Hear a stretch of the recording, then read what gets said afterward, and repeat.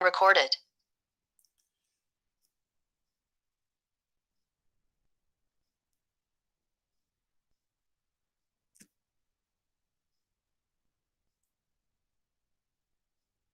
Ya, Assalamualaikum warahmatullahi wabarakatuh. Oke, ini adalah pertemuan kedua kita di mata kuliah Sistem Kendali Diskrit. Dan kemarin sebenarnya harusnya saya menyampaikan buku referensi yang digunakan. Jadi untuk buku referensi yang digunakan ini adalah Digital Control Textbook ya, yang saya baru add. Nanti bisa dilihat di LMS ya. Itu masih dalam bahasa Inggris karena memang ya seperti apa yang saya bilang kemarin, karena kita ingin bisa bersaing secara global ya, paling tidak kita sudah terbiasa dengan membaca naskah dalam bahasa Inggris ataupun mendengar orang berbicara dalam bahasa Inggris. Ya tentunya tidak semua mata kuliah akan disampaikan dalam bahasa Inggris. Jadi dalam contoh kemarin saya hanya menyampaikan dalam mata kuliah PLC saja ya, karena itu hubungannya dengan hardware dan juga software, sehingga diharapkan belajarnya itu bisa dari nyoba softwarenya sendiri sehingga bisa melingkan dengan bahasa Inggris yang saya ucapkan. Tapi untuk mata kuliah sistem kendali diskrit saya masih menggunakan bahasa Indonesia karena memang sangat penting untuk memahami konsep ya terkait sistem kendali, baik sistem kendali dasar ataupun lanjut. Oke, ya jadi kalau misalkan Anda lihat bukunya, ini buku referensi, nanti kita lihat untuk untuk materi yang diambil seperti apa saja. Oke, saya belum share. Oke, ini saya belum share. Presensi, ya seperti biasa saya share presensi dulu. Saya akan cerita secara gambaran umum sih, apa bedanya dengan sistem kendali continue. Ya. Oke. Jadi sebenarnya sistem kendali itu ada banyak cabangnya. Ya. Jadi kalau misalkan kita melihat dari peta sistem peta sistem kendali itu macam-macam ya. Jadi yang dasar itu sebenarnya yang continue kemarin. Karena apa? Karena kita masih menganggap semuanya analog. Apa yang dimaksud dengan analog itu adalah sistem yang enggak disampling, ya, sistem yang apa adanya. Misalkan keluaran dari power supply itu analog, ya. Dia menghasilkan data terus-menerus, itu analog. Ketika kita mau menggunakan pengendali analog, artinya pengendalinya itu akan dapat data terus-menerus tanpa proses penyamplingan. Jadi pengendali analog, misalkan dalam kasus ini adalah PID, ya. Dalam kasus ini adalah PID, maka kita akan menggunakan op-amp sebagai pengendali PID. Ya, jadi op-amp untuk pengendali PID. Jadi apa? Jadi kalau misalkan menggunakan pengendali PID dan ketika kita menggunakan pengendali PID tetapi sistemnya masih analog, artinya ya kita gunakan prinsip penguatan dan prinsip-prinsip lainnya itu menggunakan operational amplifier. Ya, operational amplifier sehingga jadinya menghabiskan begitu banyak bahan. Kalau misalkan menggunakan penguat op-amp, ya karena kalau misalkan non-inverting amplifier, berarti nanti kita butuh op-amp dan juga resistor. Untuk integrator dan diferensiator kita juga butuh kapasitor dan resistor dan op-amp-nya. Secara prinsip enggak praktis. dan bisa jadi mahal. Kenapa? Karena kita menggunakan begitu banyak device. Itu adalah permasalahan ketika kita menggunakan kendali analog dan nggak hanya untuk sistem kendali. Ketika kita menggunakan filter, ya filter, kalau misalkan Anda belajar filter, Anda tahu bahwa filter secara umum dalam pengertian teknik elektro adalah menyaring atau melewatkan frekuensi tertentu dari sinyal. Ya, frekuensi tertentu dari sinyal sehingga apa namanya? Ya, dia akan melewatkan sinyal dengan frekuensi tertentu dan membatasi sinyal dengan frekuensi tertentu. Kalau dalam sistem analog, frekuensi itu juga menggunakan operational amplifier dengan resistor dan kapasitor. Kalau ordenya masih simple, misalkan 1, 2, dan 3, dan seterusnya, maka kita akan bisa simpulkan sistemnya masih bisa dihandle dengan menggunakan filter analog. Tetapi ketika orde dari filternya itu sampai butuh 30, 40, 50, kita butuh kapasitor dan resistor sebanyak 30, 40, dan 50. Itu nggak praktis. Sehingga filter zaman sekarang juga menggunakan filter digital kebanyakan. Demikian juga untuk kendali, sekarang ya pakainya kendali digital. Kita bikin pengendalinya itu pakai program. Programnya disimpan bisa di PLC, bisa di micro, bisa di PC. Jadi itu biasanya 3 piranti yang kita gunakan untuk pengendali digital, yaitu PC, PLC, dan micro pengendali.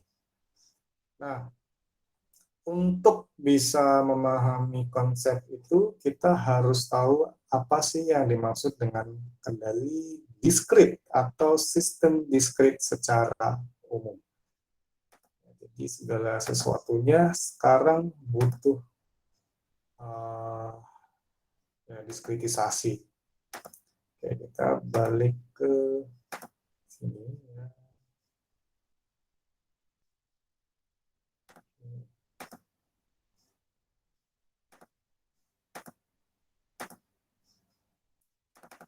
Kita ambil ke sini.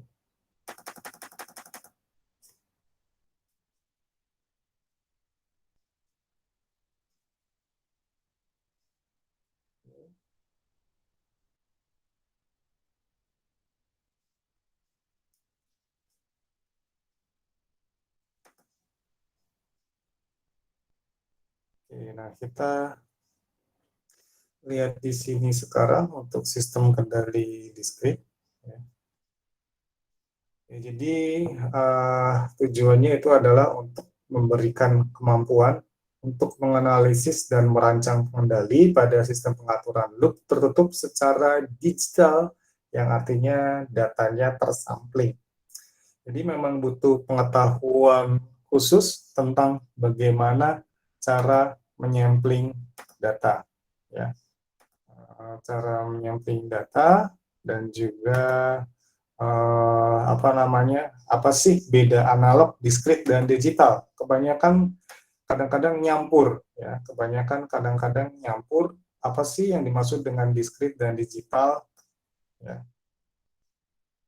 Itu jadi kita bisa lihat untuk untuk pengendali digital itu memang namanya pengendali digital, tetapi dia membutuhkan data diskrit. Data diskrit artinya data tersampling. Apa yang dimaksud dengan data tersampling? Itu adalah data yang dicacah. Maksudnya dicacah, yaitu agak kalau diulik terus nanti jadinya malah membingungkan. Intinya gini, ya kalau misalkan Anda ngambil data dari sensor, misalkan sensor suhu, ya, sensor suhunya itu dia ngirim data terus-menerus. Ya, misalkan suhunya ngirim data 50 derajat Celcius, ya, dia akan ngirim data terus-menerus. Kadang-kadang nilainya ya berubah-ubah karena namanya juga sensor suhu kan tergantung dari suhu yang diukur. 50, 51, 49, 51, 49, 50, dan seterusnya. Masalahnya adalah piranti digital itu dia tidak bisa menerima data yang terus-menerus. Dia hanya bisa mengambil data beberapa saat sekali. Itu yang dinamakan proses sampling. Semakin bagus proses samplingnya, artinya dia semakin sering ngambil data. Kalau misalkan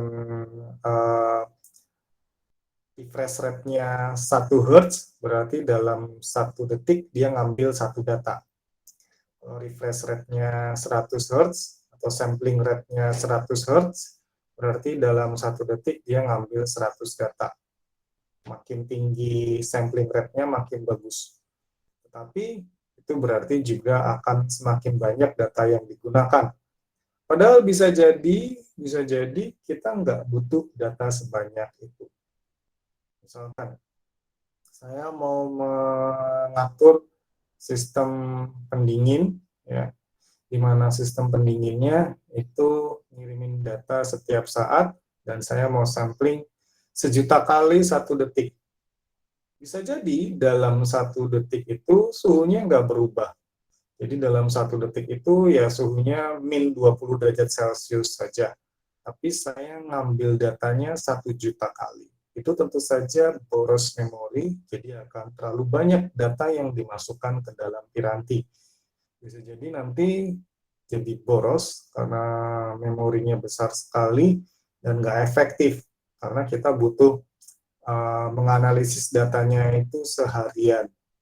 Jadi kalau seperti itu nggak efektif kalau misalkan saya ngambil datanya 1.000.000 kali dalam rentang waktu 1 detik. Ya, 1.000.000 kali dalam rentang 1 detik itu terlalu banyak. Kalau misalkan saya mengambil seharian, 1 hari itu berapa detik, itu datanya akan banyak sekali.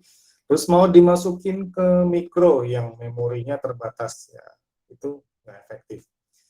Tetapi kalau misalkan disampling secara dengan frekuensi sampling yang rendah, misalkan saya mau ngambil data 1 jam sekali, ya 1 jam sekali, ya 1 jam sekali, sehingga apa namanya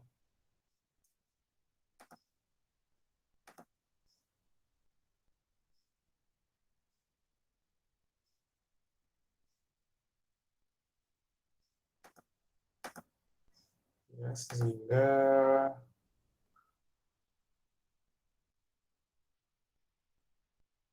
bentar.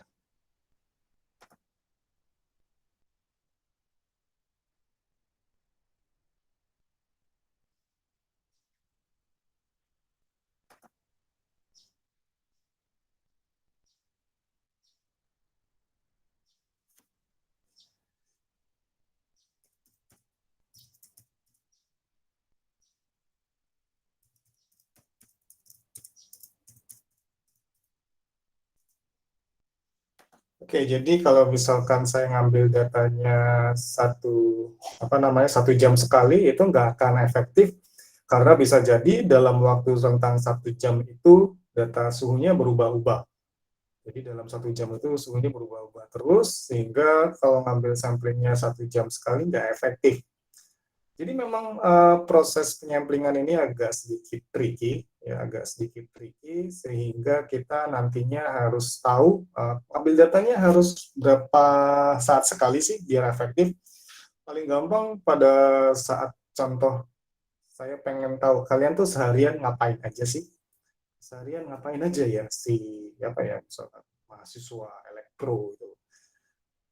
Dia sehari-hari kerjanya ngapain? Tapi saya ngambil samplingnya 1 hari sekali dan tiap jam 2 malam. Jadi saya cek, tiap jam 2 malam mahasiswa elektro lagi tidur. Besoknya juga saya cek, tiap jam 2 malam mahasiswa elektro lagi tidur. Besoknya lagi saya cek, jam 2 malam mahasiswa elektro lagi tidur. Akhirnya dalam 1 bulan saya ambil sampling 30 kali dapat 30 data, jam 2 malam lagi tidur.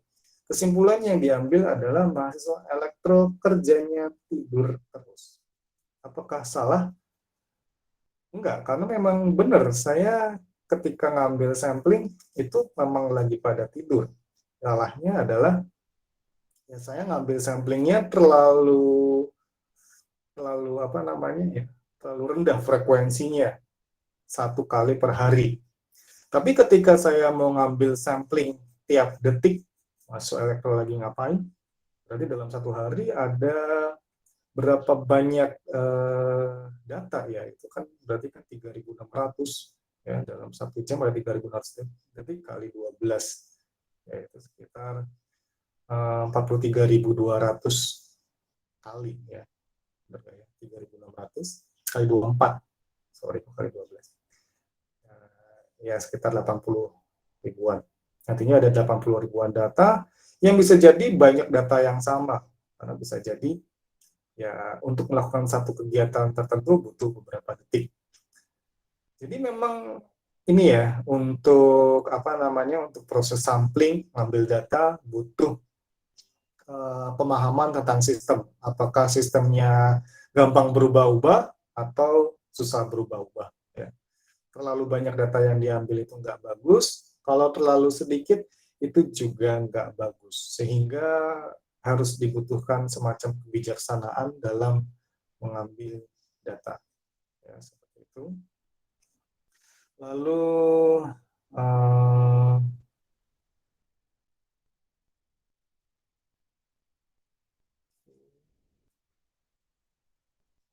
bentar ya, saya lihat juga, nanti lihat cuplikannya.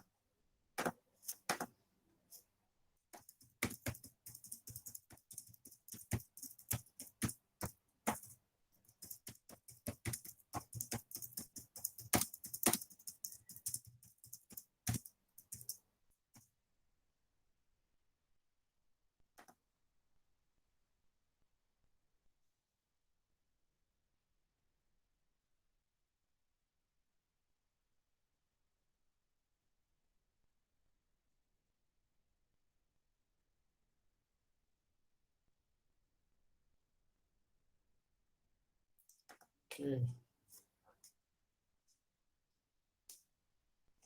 Nah, kita langsung ke ruang lingkup sistem kendali digitalnya. Itu ruang lingkupnya adalah diskrit atau tercuplik, rekayasa atau manipulasi, dan algoritma pengendalinya. Mungkin saya juga perlu menekankan beda antara analog, diskrit, dan digital ya. Kalau analog itu kayaknya gampang dibedakan, karena sinyal yang continue terus-menerus itu analog. Sinyal dari power supply analog, sinyal dari sensor yang diukur pakai multimeter itu juga analog, karena ya terukur, cuma bisa jadi multinya ya yang diskrit, karena dia ngambil datanya nggak setiap saat. Seperti itu. Jadi kalau analog itu data yang continue terus-menerus, ya. Semua sistem itu prosesnya analog, tapi ngambil datanya diskrit. Diskrit berarti tercuplik, ngambilnya tiap beberapa saat sekali. Kenapa? Karena piranti yang digunakan itu ngambilnya bisanya ya berapa detik sekali. Ya, seperti itu. Lalu setelah itu apa namanya?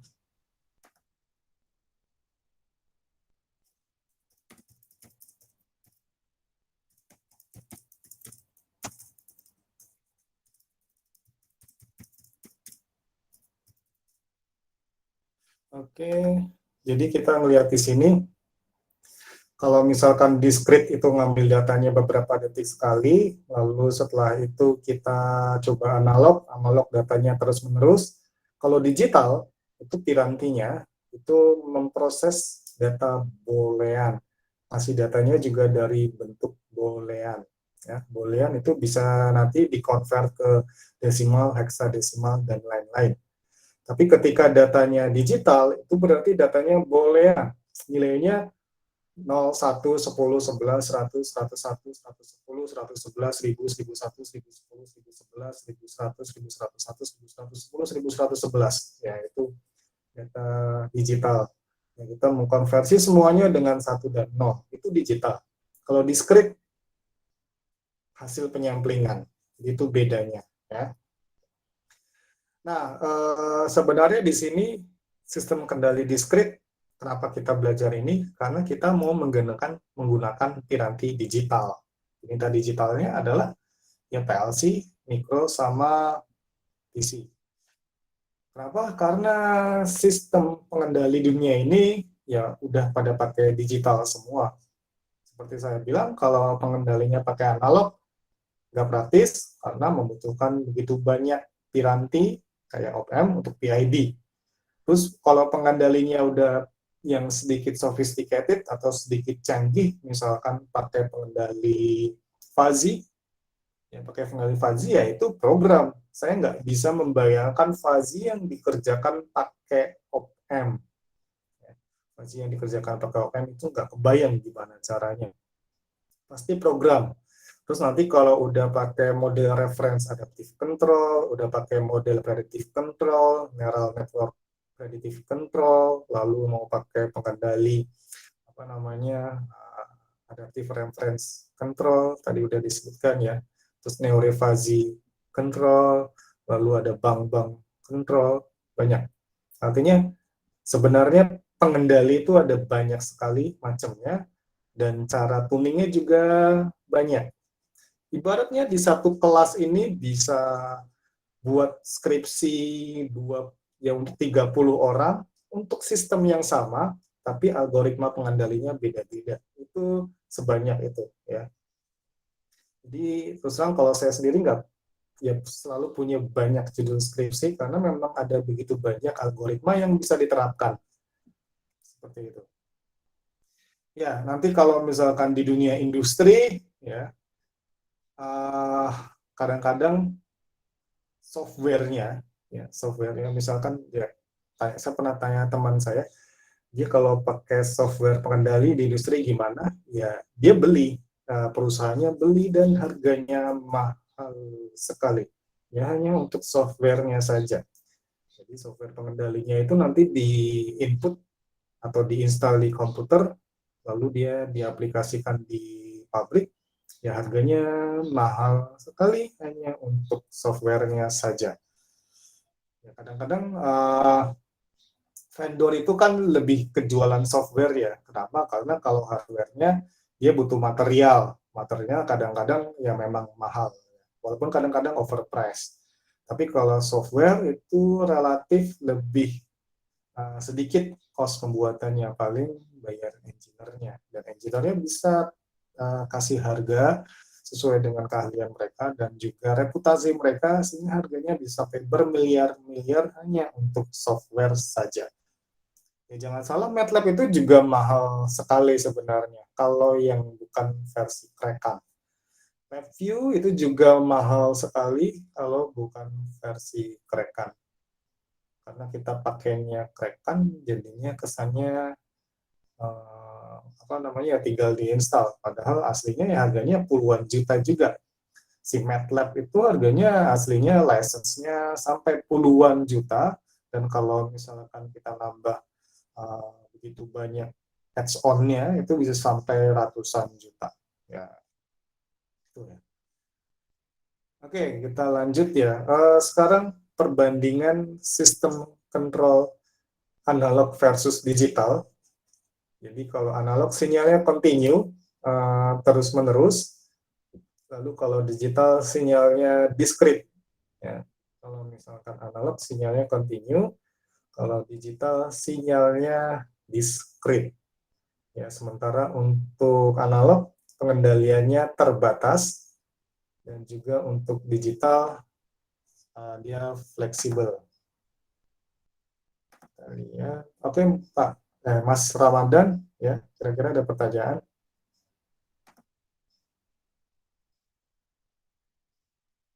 Mas Ramadan, Muhammad Ramadan, ya. Maaf Pak, kemencet. Oke, terima kasih. Oke, ya, nggak apa-apa. Maaf Kita ya Pak. nggak apa-apa. Oke, kita lanjut ke sinyal continue tadi. Ya. Tapi nggak apa-apa kalau ada yang mau nanya di tengah sana ya. Karena apa namanya ya sebenarnya pengennya banyak diskusi juga terkait ini. Ya, jadi sinyal continue itu terus menerus, lalu sinyal discrete itu sendiri tersampling. Ya, tersampling artinya harus ngambil data beberapa detik sekali. Sementara kalau analog itu pengendaliannya terbatas. Apa yang dimaksud dengan terbatas? Jenis pengontrolnya kan terbatas. Paling cuma pakai PID doang. PID proporsional integral derivatif. Ya, jadi proses integralnya, proses derivatifnya itu pakai op-amp. Kalau fuzzy gimana? Ya fuzzy, seperti saya bilang, saya nggak bisa membayangkan sebuah sistem pakai fuzzy, tapi fuzzy-nya pakai op-amp. Tapi sebenarnya itu bisa dilakukan. Ya, kenapa? Karena kan kalau fuzzy itu malah nggak ada integral, sorry, kalau yang Sugeno itu ada, yang Sugeno itu ada integralnya, tapi kalau yang, sorry, yang Mamdani itu ada integralnya, tapi yang Sugeno enggak. Jadi semua murni tambah kali bagi kurang. Itu bisa sih pakai op-amp, karena op-amp kan ada rangkaian header, rangkaian subtraktor, rangkaian apa namanya pembagi, terus banyak ya. Jadi kita bisa melakukan proses aritmetika di op-amp, operational amplifier. Tapi saya nggak bisa membayangkan itu diaplikasikan untuk sistem fuzzy, karena nggak kebayang juga berapa banyak op-amp dan resistor yang harus digunakan. Itu sangat nggak praktis. Nah, jadi pengendaliannya terbatas paling hanya PID. Karena 8 op-amp dan puluhan resistor kapasitor masih bisa dihandle. Sementara kalau digital itu scalable dan fleksibel. Ya, kenapa? Karena kan pengendalinya pakai program ya. Kalau programnya salah, ya udah kita tinggal hapus saja programnya, ganti dengan program yang lain. Kalau misalkan ada sedikit range yang nggak sesuai, ya maka kita bisa ganti range-nya gampang. Dibandingkan dengan pakai op-amp yang kalau nggak sesuai, ya diganti nilai resistornya. Itu nggak praktis. Terus yang ketiga, komponen sensitif. Ya, komponen sensitif kita tahu bahwa yang namanya transistor, op-amp, dan lain-lain itu temperatur base ya. Jadi nilai penguatan atau gain-nya itu bisa jadi berubah-ubah kalau temperaturnya berubah. Sementara kalau digital itu yang namanya mikro, apalagi PLC itu lebih compact, artinya bisa lebih tahan terhadap gangguan perubahan suhu, perubahan kelembaban, dan lain-lain. Lalu parameternya susah adaptif, tadi juga sudah bilang, kalau analog mau ganti parameter berarti ganti resistor, ganti op-amp. Mungkin nambahin op-amp, nambahin resistor, nambahin kapasitor. Kalau digital kita tinggal ubah di program sehingga bisa beradaptasi terhadap perubahan kebutuhan di dunia pengendali. Terus analog jelas lebih banyak komponen, ya lebih banyak komponen, sementara untuk digital itu murah dan operasinya itu dilakukan secara statis. Untuk analog integrasinya rumit. Kenapa bisa dibilang rumit? Karena ya kita menggabungkan begitu banyak komponen. Kalau komponennya begitu banyak yang digabungkan, itu artinya pengkabelan atau wiringnya juga akan sangat ramai. Sementara untuk digital, walaupun kalau misalkan kita ngelihat wiring diagramnya banyak, tapi pada intinya kita hanya mengkoneksikan masing-masing sensor ke in atau port input dan masing-masing aktuator ke port output serta ngasih power atau daya ke chip atau mikro atau PLC. Jadi gampang diintegrasikan. Ya, jadi itu adalah kelebihan digital dibanding analog. Kadang-kadang kalau misalkan seperti itu jadi nanya, ngapain belajar analog? Semuanya digital sekarang. Ngapain kemarin belajar sistem kendali continue kalau misalkan pengendalinya nantinya jadinya pengendali digital, ya, pengendali pakai mikro, PLC dan lain-lain. Ya sebenarnya karena pada dasarnya basicnya itu di analog. Semua berawal dari Laplace, ya, semua berawal dari Laplace, sehingga apa namanya uh,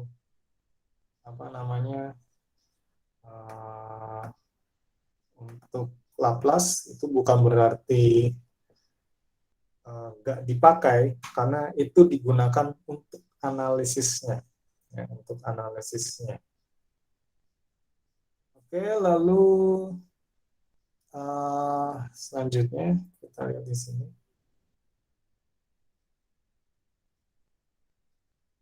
Ini harusnya diperbesar sih. Misalnya kalau diperbesar dia kayak stuck gitu loh. Saya ganti dulu. Ini saya ganti layarnya.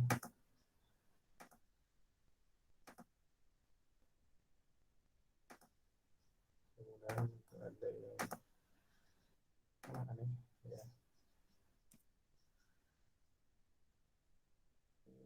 Nah ini. Oke, contohnya transducer analog, ya. Transducer analog kita bisa lihat di sini. Kita kan biasanya pakai potensiometer, ya, karena kita mau mengubah-ubah mungkin penskalaannya.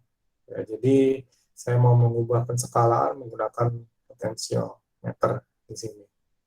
Nah, ini ada contoh transducer analog.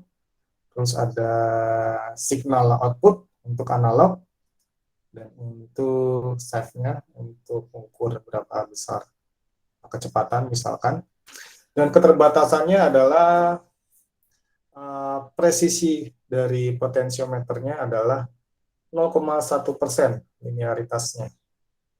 Jadi nanti nggak apa namanya. Oke, jadi sebenarnya ada perbedaan istilah dari presisi dan akurasi. Ya, mungkin pernah dibahas sebelumnya. Jadi kalau presisi itu adalah ketepatan data ketika datanya berulang diambil. Misalkan paling gampangnya gini ya, Anda memiliki massa tubuh, atau kalau dalam istilah sekarang dikonversi jadi berat, walaupun sebenarnya harusnya massa, itu 50 kg. Ya, 50 kg. Lalu pada saat Anda nimbang, ya, Anda masanya 50 kilo. Anda nimbang ke sebuah timbangan yang Anda nggak tahu berapa kelayakannya. Anda timbang di situ, biasanya dikalibrasi ketika Anda nimbang di timbangan yang bagus, massa tubuh Anda 50. Ketika Anda nimbang di situ, massanya jadi 48. Anda senang karena kurus, tapi ternyata karena timbangannya nggak presisi. Anda timbang lagi 48, 48, 48, 48, 48. Dia presisi, ya, timbangannya presisi, tapi nggak akurat. Ya, itu presisi tapi nggak akurat. Ketika Anda nimbang bolak-balik, nilainya sama terus. Itu presisi tapi nggak akurat. Lalu Anda pergi ke timbangan lain, ya, timbangan lain yang nggak tahu juga apakah bagus atau enggak. Nah, nimbang di situ, nilainya 51, 49, 52, 48, 50, 50,5, 48,5, dan seterusnya. Timbangan Anda itu, ya, timbangan Anda itu akurat, ya, karena menimbang di sekitar nilai 50 kg, tetapi nggak presisi karena berubah-ubah datanya. Kadang 49, kadang 51. Jadi itu bedanya presisi dan akurat. sesuatu yang akurat belum tentu presisi, dan sesuatu yang presisi belum tentu akurat. Nah, keterbatasan device analog ini adalah untuk potensiometernya dia linearitasnya cuma 0,1%, misalkan. Itu juga sensitif kalau misalkan ada perubahan di resistansi kabelnya. Terus kalau misalkan dipakai terus-menerus, itu akurasinya akan semakin berkurang, dan juga sangat sensitif pada penggunaan power supply. Ya, seperti itu. Jadi itu adalah keterbatasan device analog. Sementara kalau misalkan untuk digital encodernya, kita juga bisa lihat di sini ya. Ini kan dia bacanya berdasarkan kondisi off dan on. Kalau misalkan kena apa namanya, kena warna putih, bisa jadi dia off. Kalau warna-warna hitam dia on. Tergantung ininya sih, tergantung konfigurasi di mikro atau PLC-nya. Mau dibuat aktif high atau aktif low. Ini masalah pembacaan. Jadi kalau misalkan Anda nanti buat apa namanya robot misalkan, ya kan itu kan nanti bisa membaca garis one follower, ya Anda dibaca garis hitam, itu mau dianggap logika 1 atau 0, itu bisa disetting di mikronya. Inti dari apa namanya binary encoding ini adalah bahwa dia akan memetakan sudut berdasarkan logika, ya logika digital yang ada di sini. Off off off itu artinya 0 0 0, itu sudutnya 0 sampai 45. Ya, lalu off off on 45 sampai 90, off on off dan seterusnya ya. Jadi ketika on on on itu antara 315 derajat sampai 360 derajat. Nah, ini artinya apa? Ini artinya apa? Bahwa kita bisa memetakan nilai-nilai digital ini menjadi sudut seperti itu. Juga sama untuk gray encodingnya. Ini untuk set encodernya seperti ini. Ya, kita bisa lihat untuk sistem kendali analog, ya, itu dia menggunakan operational amplifier ini. Jadi di situ ada input positif, ada input inverting atau membalik. Ya, jadi harusnya Anda sudah belajar ini di elektronika. Ya. Jadi kalau misalkan untuk apa namanya, untuk op-amp yang sering dilupakan sama mahasiswa adalah bahwa ini harus dihubungkan dengan supply positif, dan yang bawah ini harus dihubungkan dengan supply negatif. Karena apa? Karena op-amp itu biasanya bentuknya kotak, ya ada 8 pin, ya, tergantung jenisnya. Kadang-kadang karena di skematik diagramnya nggak dihubungin kemana-mana, ini dibuarkan loss. Padahal ini penting. Jadi ini harus dihubungkan dengan positif, ya, positif supply, dan jangan lupa ini jangan dihubungkan ke ground, tapi dihubungkan dengan negatif supply. Nah, kita bisa lihat di sini bahwa untuk prinsip operasional amplifier, hambatan inputnya itu mendekati tahingga, artinya bukan berarti tahingga beneran, ya, artinya dia besar sekali, mendekati tahingga. Sementara arus inputnya itu mendekati 0, nggak 0 juga, kalau 0 nanti nggak ada sinyal masuk. Jadi arusnya dianggap kecil sekali, dan hambatannya dianggap besar sekali. Sementara untuk hambatan outputnya itu sama dengan 0, dan arus outputnya itu mendekati tahingga. Sehingga tegangan outputnya adalah seperti ini. Tapi ini open loop ya. Kalau dalam sistem inverting non-inverting amplifier, kita menggunakan umpan balik untuk membatasi penguatan dan menstabilkan besar penguatannya. Yang kita bisa lihat di sini, untuk kendali mekanik analog, ya kita akan memasukkan tegangannya. Jadi kita memprogram di sini. Dia akan masuk ke op-amp, ya, masuk ke op-amp. Ini adalah masuk ke bagian inverting amplifier-nya. dan ini digunakan untuk memutar motor. Ya, jadi ini adalah contoh kendali analog. Ya. Jadi kendali analognya di sini dia akan membandingkan set point di sini, ya, set point di sini. Jadi di sini adalah set point untuk mengatur kita maunya memutar motor dengan kecepatan berapa. Ya, kecepatan berapa itu ekivalen dengan tegangan berapa. Misalkan kalau 100 RPM itu ekivalen dengan 10 volt, berarti kita kasih 10 volt sebagai set point di sini. Lalu nanti misalkan, oh saya pengen kecepatannya 100 RPM, saya kasih 10 volt di sini, ini adalah sistemnya ya, sistem op-amp-nya. Jadi jangan dibayangin ini satu op-amp, ini adalah sistem yang mengandung banyak op-amp. Lalu dia akan keluar, masuk ke motor, dan dari motor ini dia akan berputar dengan kecepatan sekian RPM. Nah, kecepatan sekian RPM itu akan diukur menggunakan sensor dan dikonversi dengan tegangan, dan nanti hasil tegangannya akan jadi umpan balik di sini. Sehingga nanti akan dibandingkan tegangan set point yang representasi dari nilai RPM dengan tegangan dari motor yang representasi dari kecepatan sebenarnya. Jadi balik lagi, ini set point, ini hasil pengukuran sensor. Kalau di kalau di sistem analog seperti itu ya, set point-nya berasal dari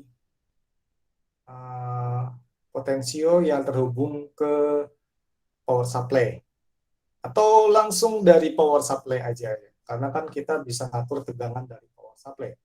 Jadi kita bisa ngatur tegangan dari power supply, atau kalau misalkan power supply-nya fixed atau tegangan keluarnya sama terus, ya, misalkan kita pakai power supply 12 volt, tapi kita beli power supply-nya itu yang keluarannya hanya bisa 12 volt, maka kita harus menghubungkan dengan potensiometer untuk bisa mengatur besar tegangan yang masuk ke sistem.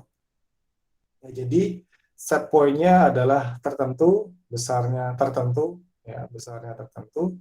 Sementara untuk output power amplifier-nya itu nanti dihubungkan ke motor dan jadi nilai tegangan tertentu yang masuk ke feedback. Kalau hasil feedback sama set point sama, berarti sudah bisa dinyatakannya bahwa motornya sudah berputar dengan kecepatan yang kita inginkan. Jadi nggak ada masalah, sistem analognya bagus. Ya. Nah, kalau digital, jadi ini adalah perbandingan kalau kita pakai analog sama kalau kita pakai digital. Kalau pakai analog ini banyak ya. Saya ulang sekali lagi. op-amp ini bukan cuma satu, bukan cuma misalkan pakai LM741 satu clock. Enggak, ini bisa jadi ada 10-12 op-amp di sini ya. Jadi walaupun di gambar ini satu, ini maksudnya adalah sistem op-amp yang bisa jadi ada banyak di situ. Nah, ketika kita bandingkan dengan sistem kontrol digital, ya, maka kalau yang di atas tadi itu dia ngaturnya dari power supply yang dihubungkan ke potensiometer, maka set point di sini diatur di program. Ya. Kalau di mikro, Anda tinggal ngetik, Anda mau kecepatan berapa di mikro. Biasanya kalau berapa bit itu nanti misalkan ada 1024, 2048, dan seterusnya. Ya. 2024, 2048, dan seterusnya itu nanti dikonversi. Jadi nanti ketika Anda pakai ADC dan DAC, itu kan tergantung dari berapa bitnya.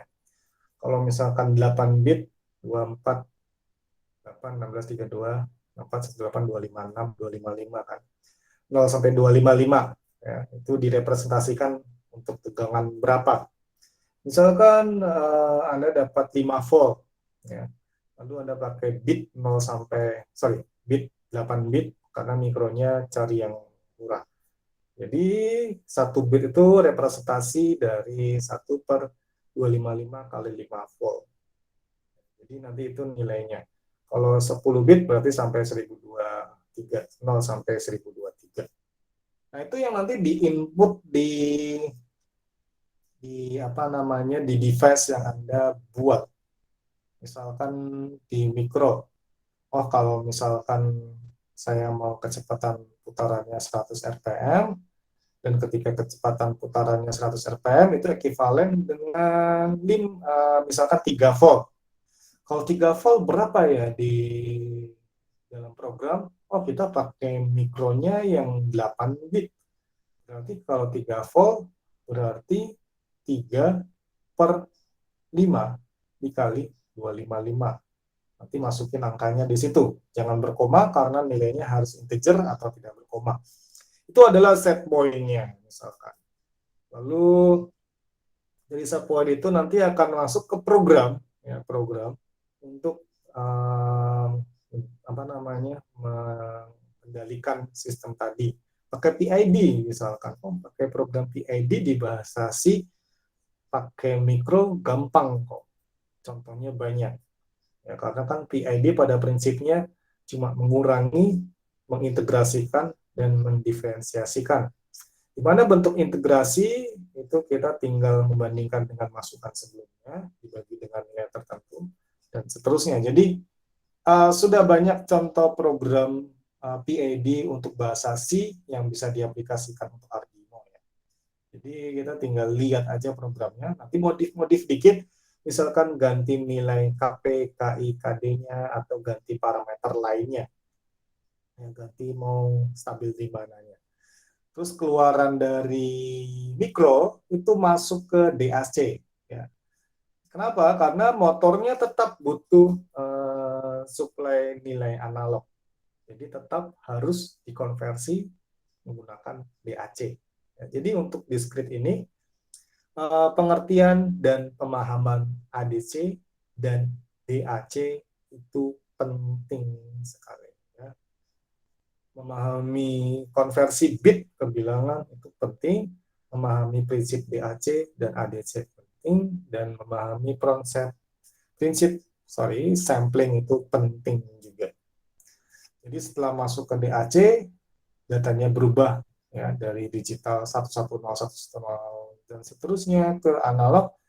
Dari analog muncul tegangan 3 volt masuk ke motor, lalu motor itu akan menghasilkan kecepatan putaran, diukur pakai encoder, dan dari hasil encoder itu masuk ke pin yang menunjukkan nilai putaran. Nah, nanti dibandingkan di program.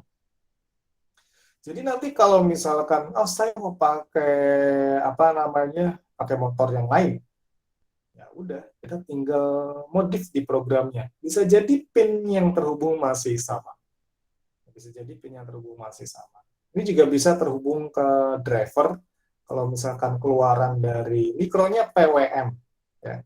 Kenapa? Karena ternyata mikronya beli yang tidak ada analog output, adanya digital output, sehingga butuh PWM untuk menghasilkan nilai yang bervariasi. Seperti itu.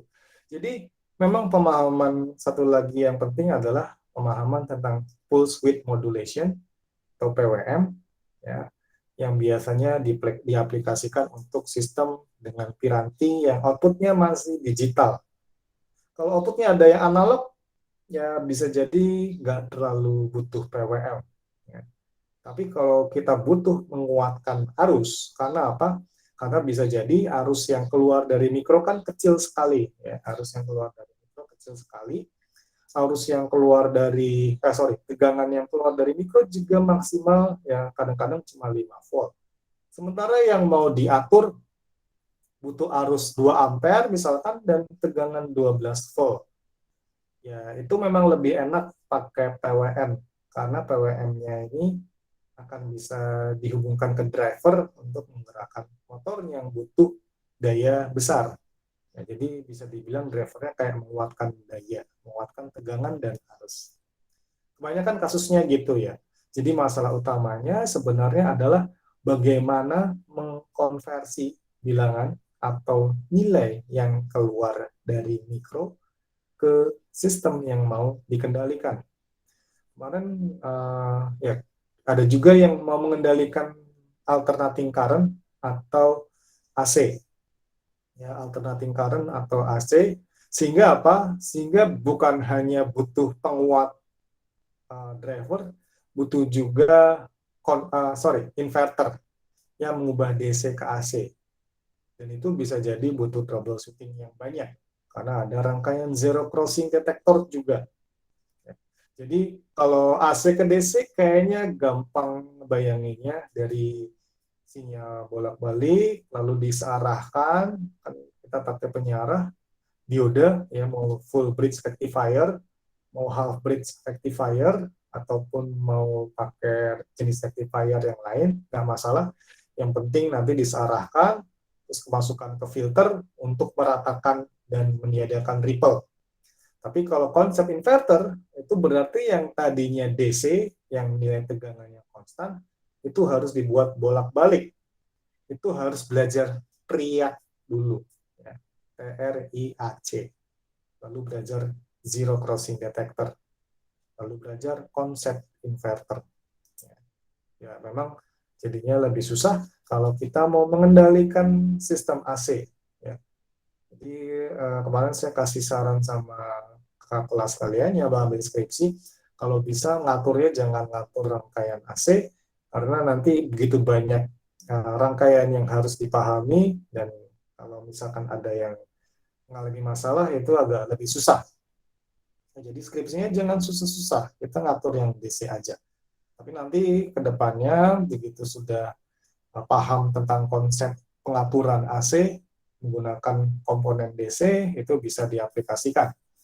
Ya, karena memang yang susah itu dari piranti DC, keluaran mikro kan tegangannya kecil, harusnya kecil, dan DC, ya, masih dalam bentuk digital. Mau ngatur AC yang tegangannya besar, harusnya besar, dan AC ya, dan analog, ya itu memang butuh pemahaman tentang starter.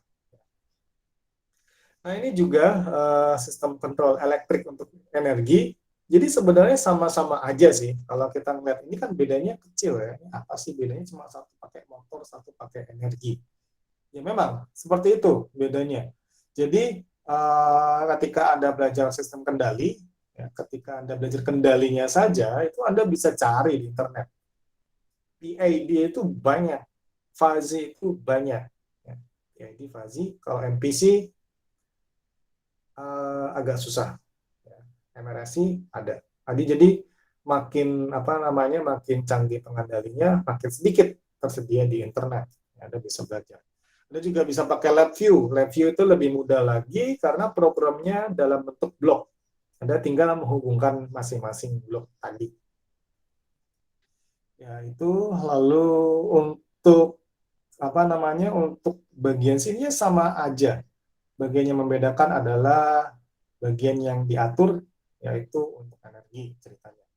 Jadi memang nanti yang jadi concern utama adalah bagaimana cara menghubungkan keluaran dari mikro atau keluaran dari LabVIEW atau keluaran dari PLC ke sistem yang mau dikontrol. Rangkaiannya harus seperti apa? Itu nggak bisa sembarangan. Tiap sistem bisa jadi butuh rangkaian yang sedikit berbeda. Walaupun kadang-kadang sistem yang beda itu rangkaiannya persis sama. Ya, karena ternyata karakteristik dari sistemnya sama. Sama-sama DC, sama-sama butuh penguatan sekian, sama-sama butuh arus sekian. Walaupun yang satu pemanas, yang satu motor, ketika karakteristik daya yang dibutuhkan oleh pemanas dan motor itu persis sama, dengan frekuensi yang sama, sama-sama DC, ya udah, driver yang menghubungkan keluaran dari mikro ke device tadi itu bisa jadi sama, walaupun beda fungsi banget. Yang satu motor, yang satu pemanas misalkan.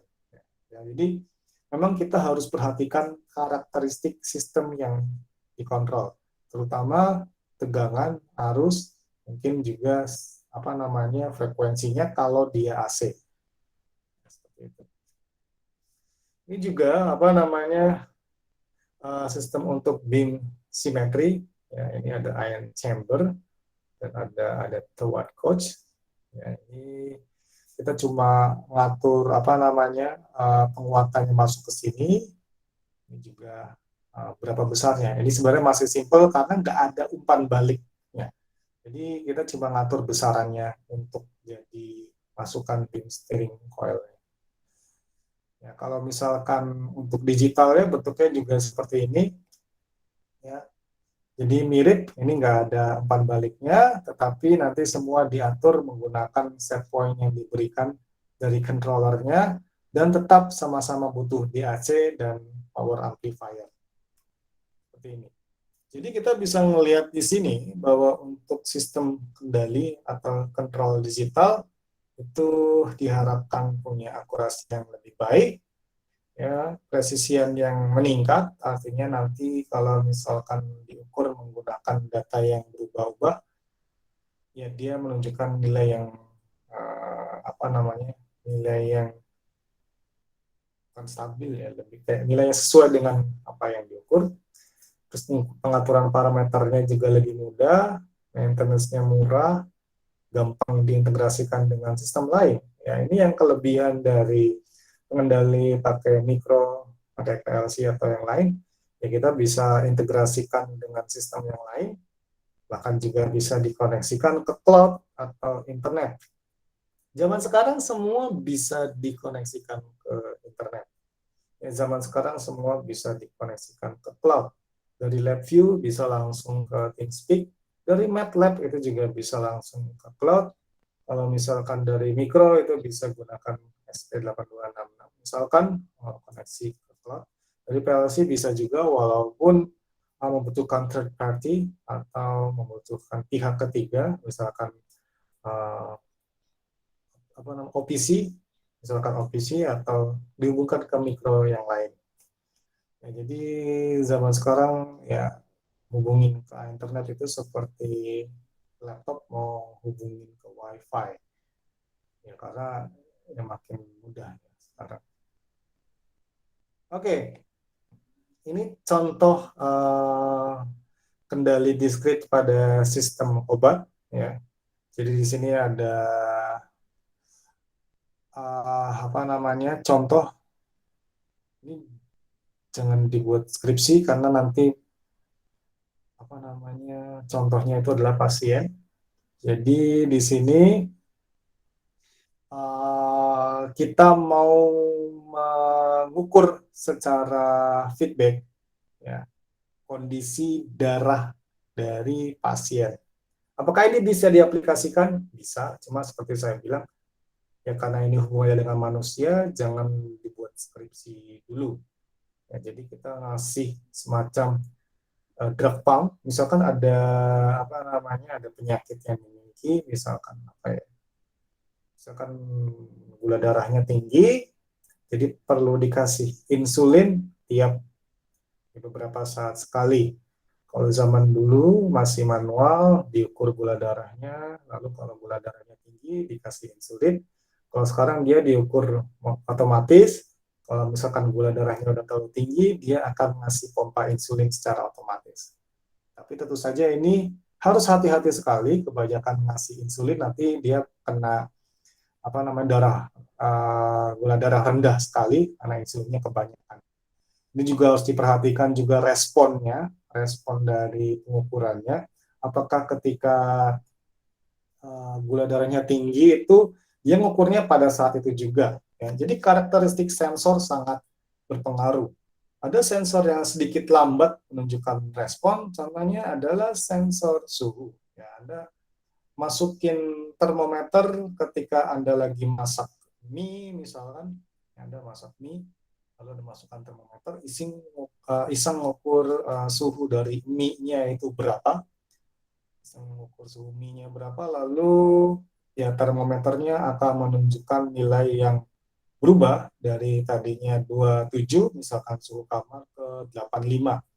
Naiknya perlahan-lahan sekali. Walaupun yang diukur udah 85, tapi dia butuh waktu untuk berubah dari 27 ke 85. itu adalah respon sensor yang lambat. Dan kadang-kadang kita nggak bisa nggak bisa melakukan upaya untuk biar termometernya langsung menuju ke 85 karena memang itu karakteristik sensornya. Sama seperti ini, apakah dia ngukur gula darahnya itu langsung atau butuh waktu. Nah, itu kan karakteristik dari sensor.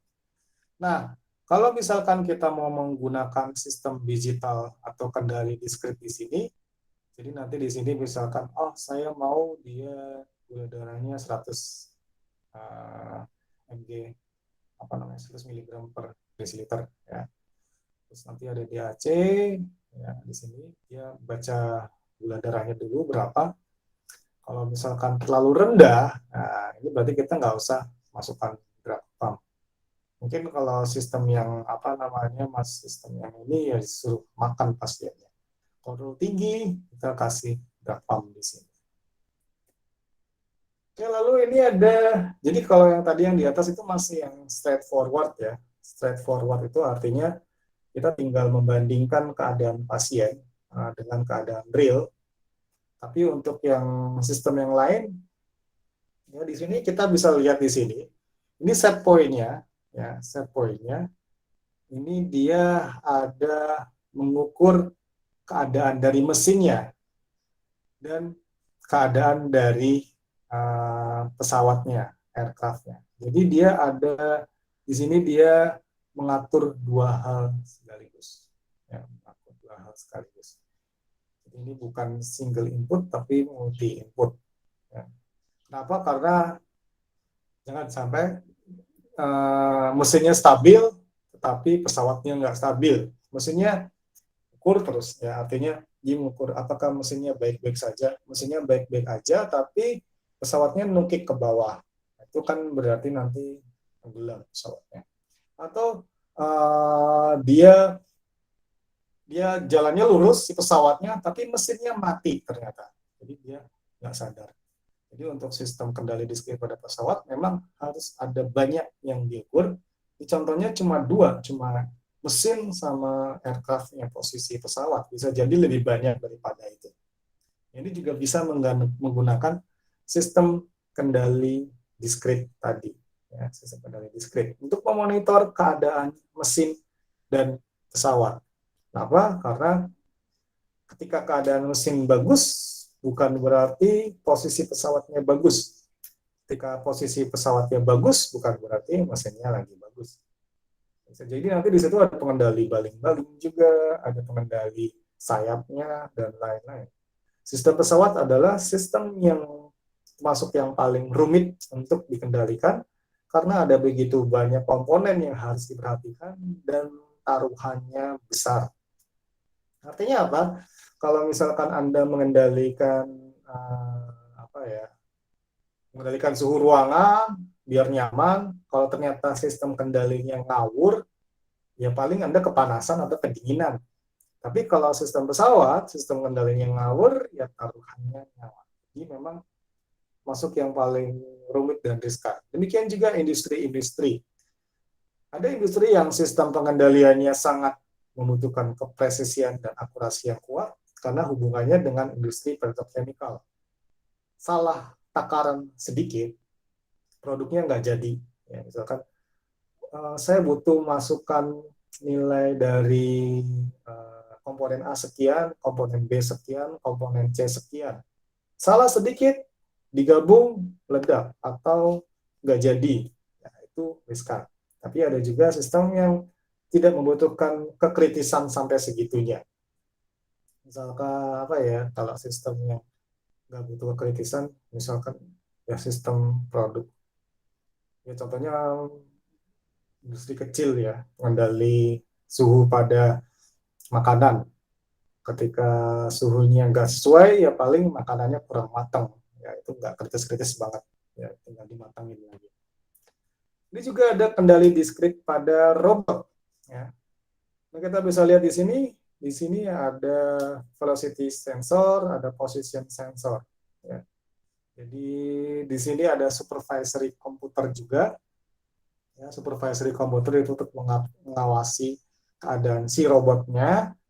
lalu komputernya untuk ngatur algoritma robotnya, dan dia mengatur posisi dan kecepatan. Kenapa? Karena kan di sini contohnya adalah robot lengan. Kalau posisinya ngawur, walaupun kecepatannya sesuai, dia nggak akan bisa ngambil atau menaruh barang di tempat yang seharusnya. Kalau posisi sesuai kecepatannya ngawur, itu bisa jadi merusak barang. Kenapa dia gerakannya cepat sekali pas ngambil sehingga tangannya nubruk barang, lalu barangnya pecah. Seperti itu. Jadi ada begitu banyak sistem yang membutuhkan pengaturan di beberapa bagian sekaligus. Contohnya tadi pesawat, engine sama posisi, aircraft position. Kalau di robot itu kecepatan dan posisi. Ini juga bisa buat skripsi. Ya, jadi ketika Anda mau mengendalikan begitu banyak komponen sekaligus dan besaran sekaligus, ya itu butuh sistem pengendali yang sedikit lebih sophisticated. Ya. Oke, sampai sini ada pertanyaan?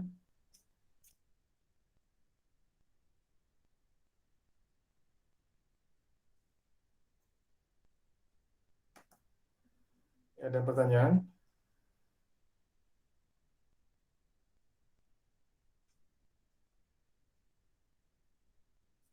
Ya, jadi itu ya.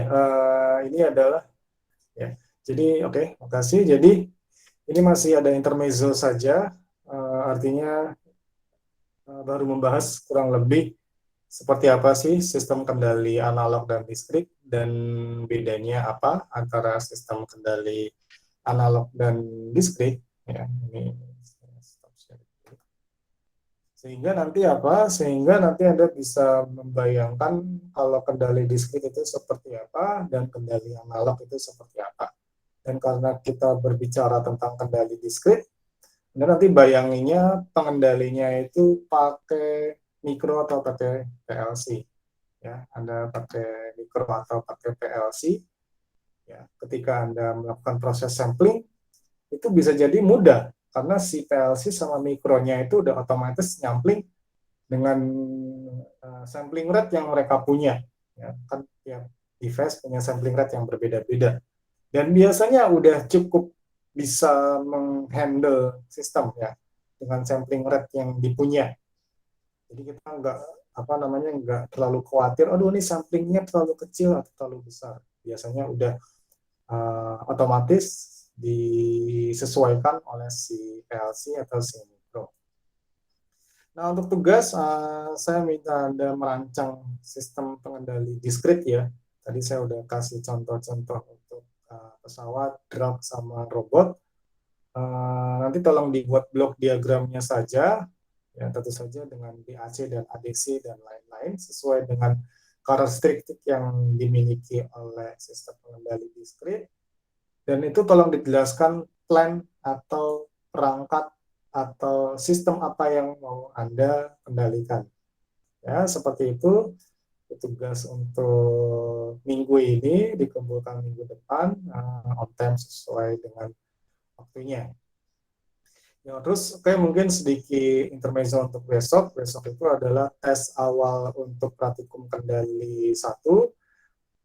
Nanti sistemnya open book, jadi nanti bisa buka buku referensi praktikum yang sudah ada di LMS, ya tinggal baca-baca, ya nanti Anda mengerjakan pretestnya sesuai dengan apa yang ada di depan layar, seperti itu. Nanti akan diawasi oleh para asisten, jadi nanti on cam ya untuk pretestnya, ya, nanti ada 3 asisten yang mengawasi. Oke, ada pertanyaan? Oke, kalau nggak ada, saya hentikan dulu rekaman.